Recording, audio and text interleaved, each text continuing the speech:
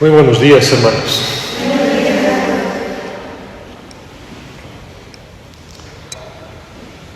Vamos a reflexionar en torno a esta palabra del Evangelio. Una palabra curiosamente única en el Evangelio de Lucas. El único que señala esa misión de los discípulos, de los 72 discípulos. En consecuencia, el único que le concede la relevancia y la importancia de vida. Los otros 3 evangelios no se acuerdan más que del envío de Jesús a los 12, pero no mencionan nada de esta llamada universal del discipulado a la evangelización.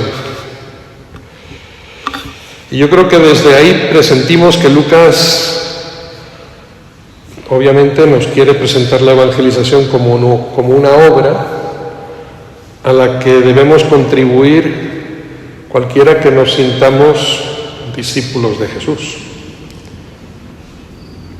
Es decir, la tarea de evangelización hoy día en la Iglesia, tal como nos recordaba el Concilio y como nos ha repetido después Benedicto XVI, más cerca el Papa Francisco, es tarea de todos los bautizados.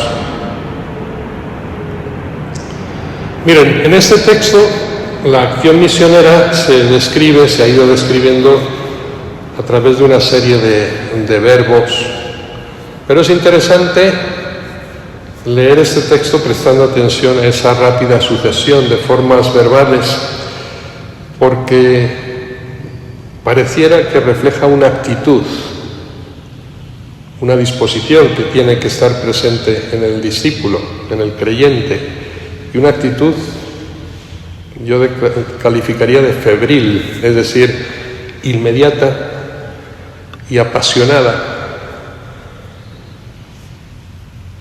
En medio de los verbos que se suceden hay uno que se repite continuamente. Digan, digan, digan. Es decir, proclamen, proclamen, proclamen. Versículos 5, 9 y 10. De tal manera que entre las diversas actividades propias de la evangelización y del discípulo, el acto de pronunciar la palabra es primordial. Y aquí podríamos perfectamente hablar de la palabra en minúsculas o de la palabra con mayúsculas, porque así se definió Jesús a sí mismo. Es la palabra que anuncia precisamente la proximidad del reino.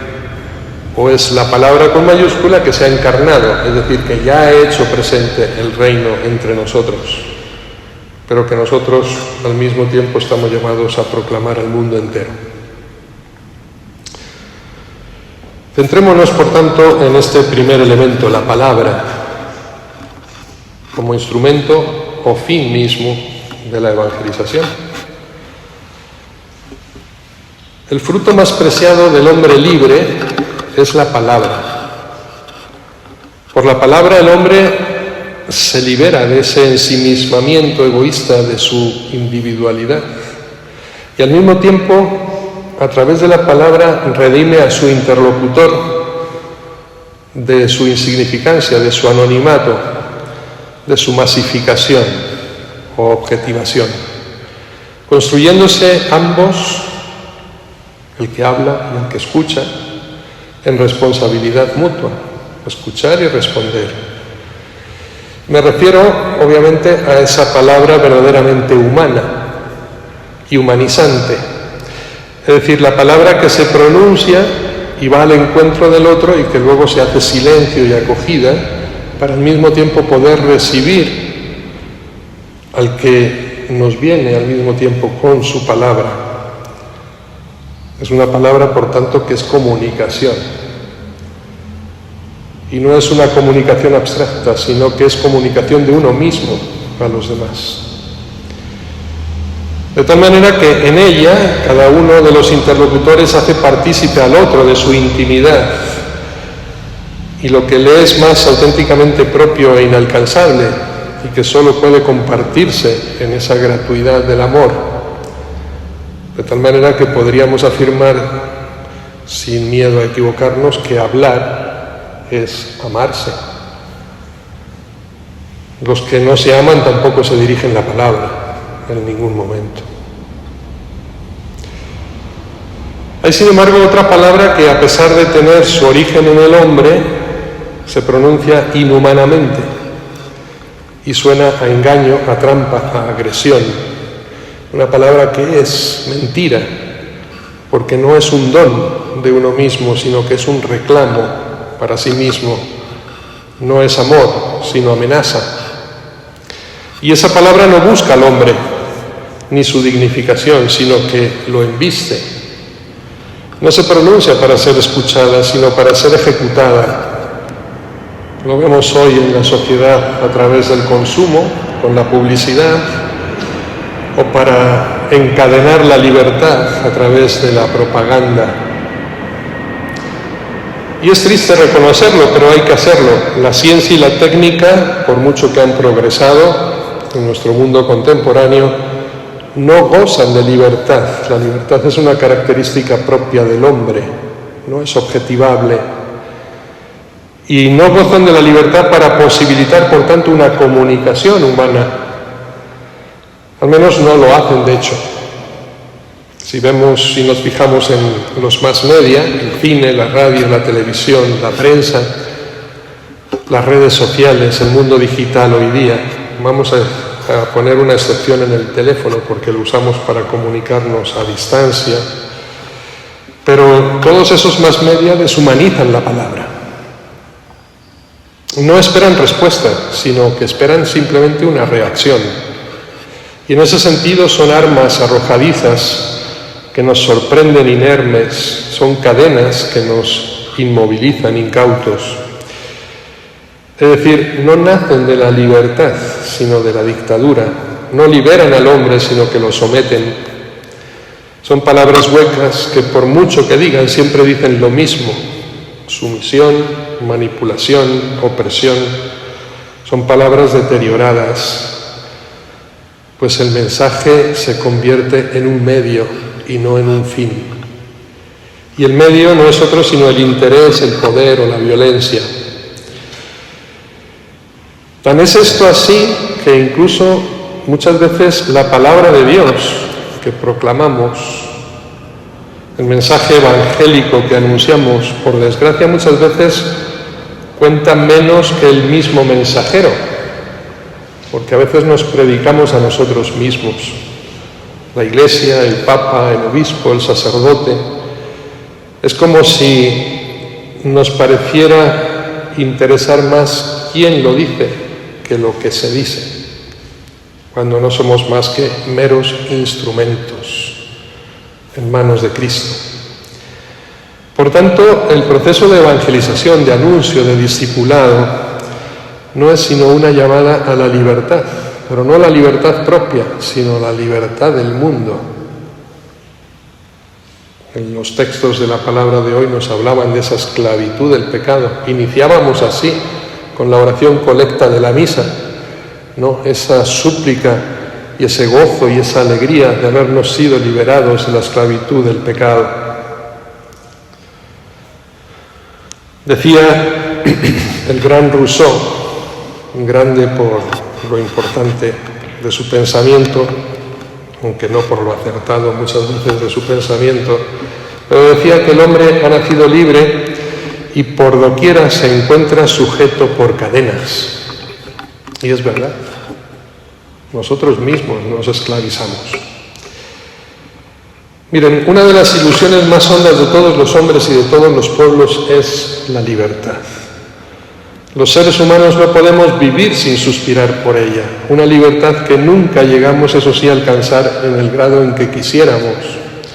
Quizá la alcancemos en el cielo. O podemos vivir el cielo en la tierra también, haciendo realidad ya el Evangelio en nuestra vida y haciéndolo partícipe también a todos los demás.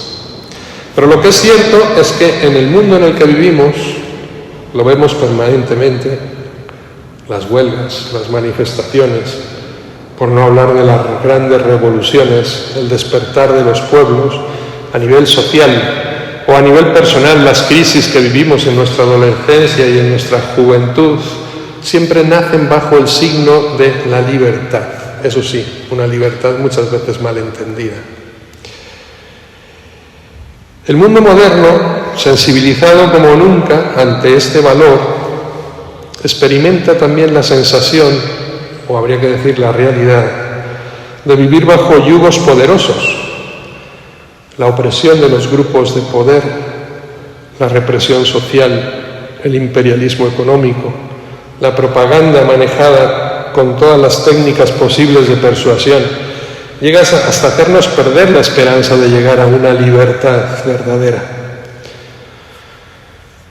Bastaría con que nos detengamos un poco aquí en la última ley que acaba de aprobar nuestro Congreso de la Unión, en la ley de las telecomunicaciones, aunque yo ya he oído por internet que la llaman la ley espía.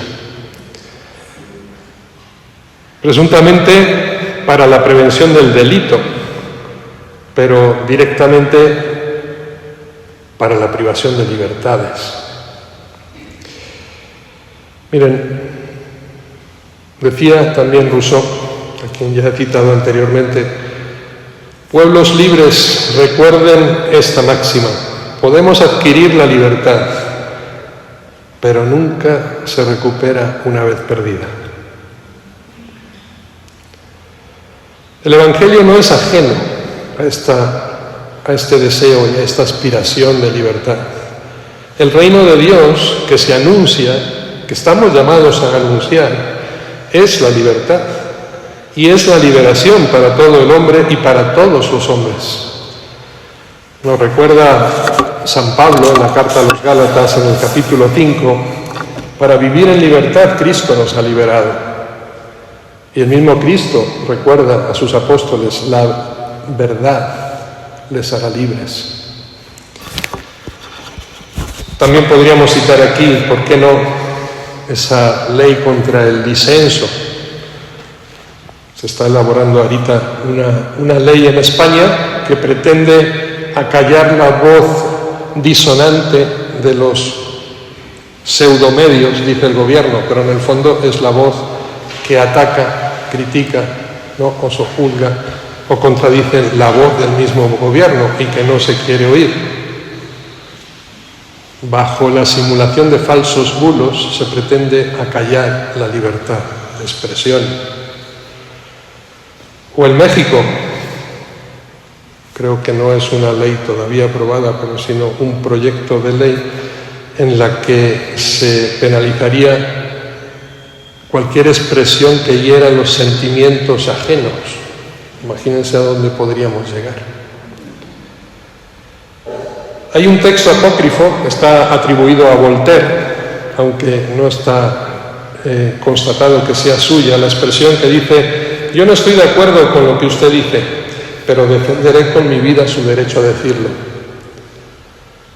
Esta es la verdadera libertad del ser humano, una libertad que tenemos que proteger y sobre todo una libertad para anunciar la palabra de verdad que Jesucristo nos ha traído al mundo, aunque haya sociedades o poderes que pretendan impedírnoslo.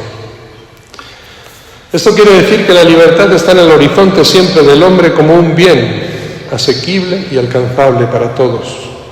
Una libertad que, por ser humana, tenemos que conquistar, eso sí, poco a poco, con todo lo verdaderamente humano que hay en nosotros. La liberación es un quehacer a desarrollar a lo largo de toda una vida. Decía el gran político inglés David Lloyd: la libertad no es simplemente un privilegio que se otorga, es un hábito que se adquiere y por el que tenemos que trabajar y sufrir muchas veces. Hemos de trabajar por ser libres, por liberarnos de todo impedimento para llegar a ser nosotros mismos. Y esta es la vocación del hombre, una vocación que incluye la paz, el amor, la justicia y la verdad. Porque, ¿cómo podríamos decir que somos libres si no damos amor y recibimos amor? Sin una sociedad justa en la que todos seamos iguales en dignidad y oportunidades, sin que la verdad y la paz rijan todas las actividades de los hombres.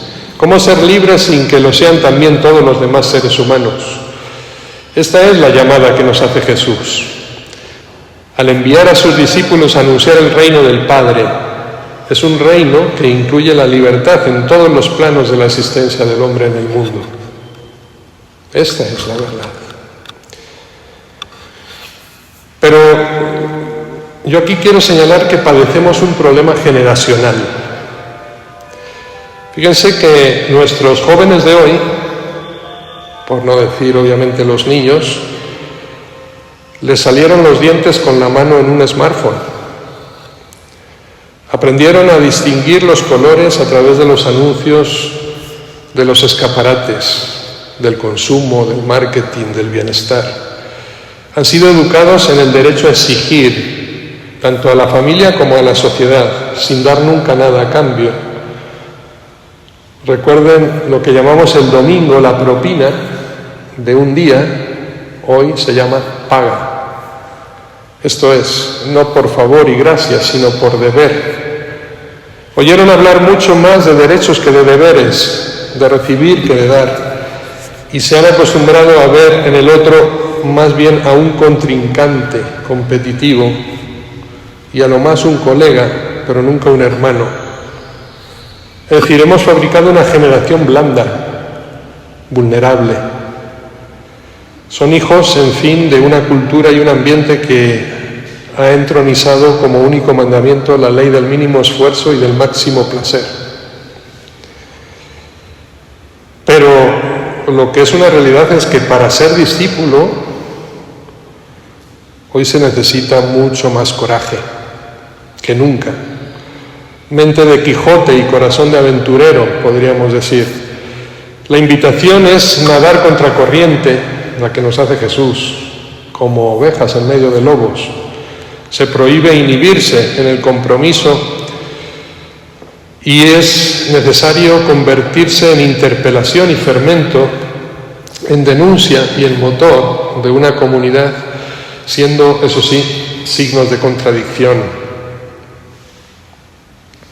Apuntarse a servidor y no a triunfador, aceptar la donación total de la propia vida a todos y a nadie en concreto, sentirnos llamados a proclamar las maravillas de un Dios que reta a ser el más humilde, mientras suenan en nuestros oídos esos cantos de sirena de los complacientes y tolerantes dioses de este mundo. Se nos invita a ser otros Cristos, es decir, a ensayar y a reproducir la vida y el estilo de Jesús en nosotros. Y es un trabajo sublime y es un trabajo sobre todo hermoso, pero siempre lejos del triunfalismo. Y para ello Jesús nos invita o nos muestra la forma en que hemos de evangelizar y salir al encuentro del hombre, sin alforjas, sin sandalias, sin nada. Vamos a detenernos un poquito en este detalle, porque con frecuencia podemos entender la evangelización de manera excesivamente doctrinal, por una parte. Es como llevar el Evangelio sería dar a conocer la doctrina de Jesús a quienes todavía no la conocen o la conocen de manera insuficiente.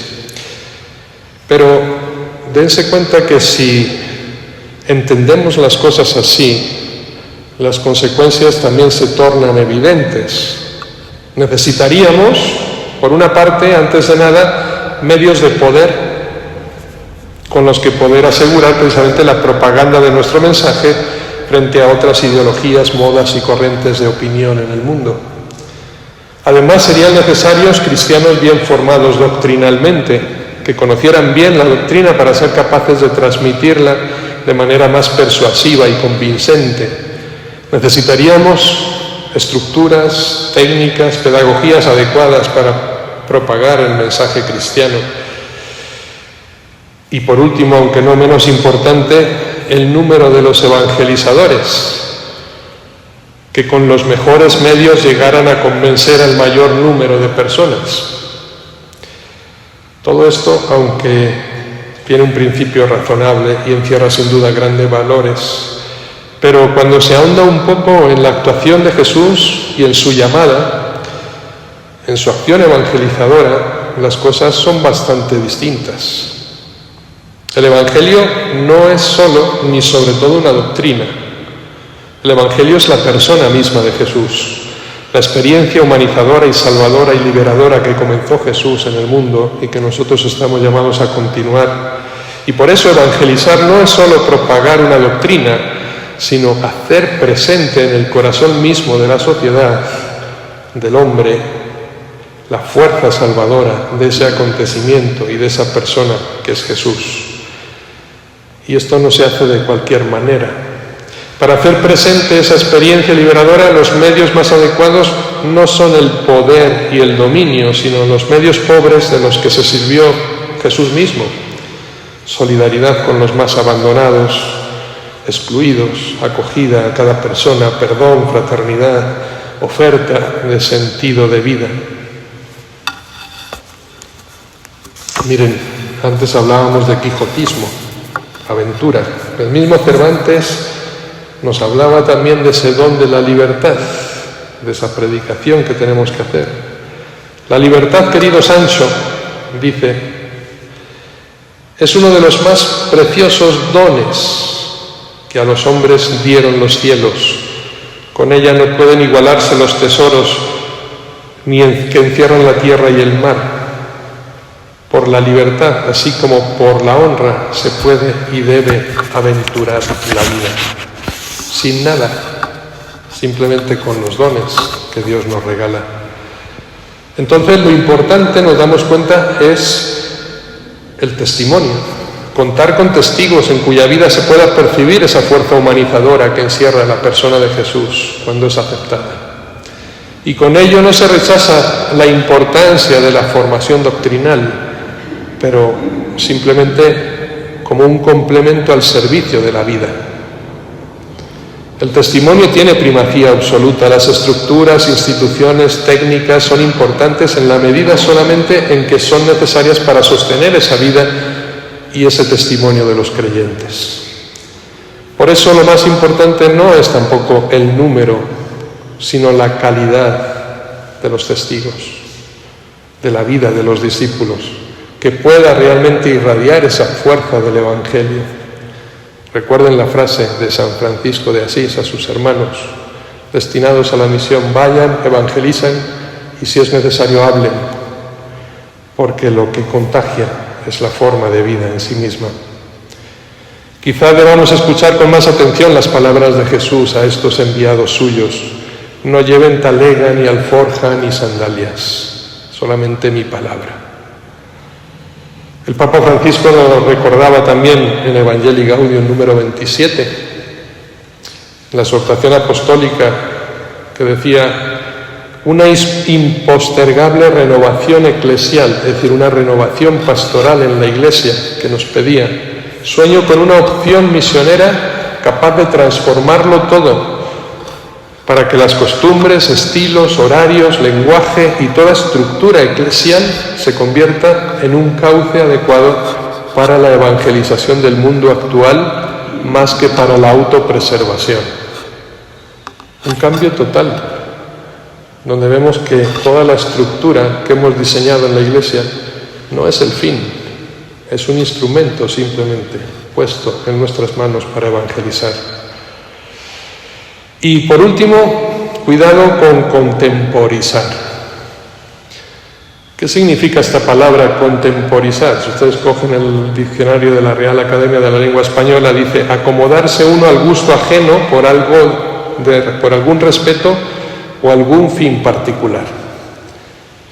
Acomodarnos, que creo que es lo que hemos hecho en las últimas generaciones en la Iglesia, acomodarnos al mundo y no a la palabra de Dios, que siempre desacomoda, por otra parte. Por tanto, ¿cuál es la consigna para quienes tenemos que salir a evangelizar? Miren, vivimos un cambio de época increíblemente marcado por el subjetivismo y el relativismo doctrinal y moral. De tal manera que el embajador de Cristo, el enviado, no puede hacer maleable el mensaje del que es portador. Llevamos tesoros infinitos en vasijas muy frágiles, decía San Pablo, y no podemos, por tanto, claudicar ante cualquier viento de doctrina, nos recordaba también. El cristiano no puede ir condescendiendo ante los demás, en la transmisión de la fe de la cual es testigo, ni puede abandonarse tampoco a un modo de vida que contradiga su fe profesada. Acomodar su credo, su moral, a lo que rezaba aquel título, recuerden, de Pirandello, así será si así os parece. Es decir, nos acomodamos a la circunstancia del momento. Eso sería un error fatal. El cristiano, como Pablo y los apóstoles, como Pedro, tiene que estar dispuesto siempre a decir: no podemos menos de proclamar lo que hemos visto y oído. ¿Por qué? Entre otras razones, porque es necesario obedecer a Dios antes que a los hombres. Por tanto, en el ejercicio de transmitir la fe, con tal de llevar íntegramente esos tesoros infinitos que Dios ha puesto en nuestras manos, esa palabra de verdad que estamos llamados a anunciar, no importa que se quebranten nuestros frágiles vasos, nuestras personales estructuras, nuestros modos de actuar. Es más, puede que incluso sea algo necesario que se produzca. Y esto, queridos hermanos, puede hacernos sufrir, sí, pero nunca nos quitará la alegría.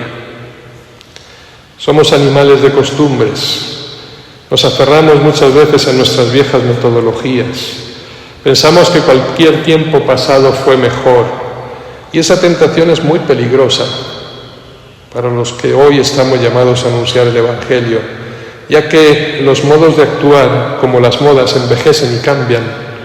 Y por eso San Pablo, también ciñéndose exclusivamente a lo principal, que era ser portador del mensaje de Jesús, decía: gastaré y me desgastaré a mí mismo por Cristo, dejando bien claro que él sabría contemporizar con lo cambiante, pero no con lo sustancial, con lo necesario, algo que los antiguos griegos resumieron muy bien y después los latinos le siguieron en aquella breve sentencia: suaviter in modo, fortiter in re, es decir, suaves en las formas, sí, pero firmes en lo esencial.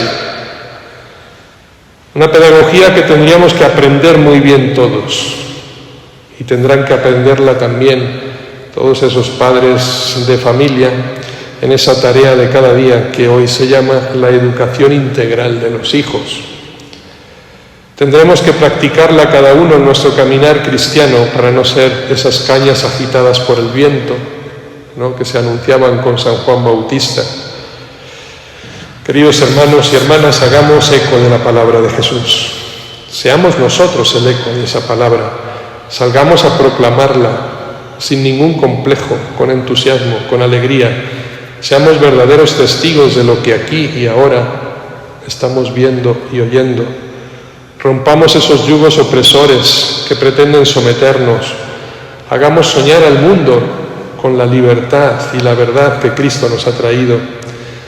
Y en esto que nuestra Madre de Guadalupe nos guíe y acompañe siempre en esta misión impostergable que Jesucristo nos ha encomendado a cada uno de nosotros.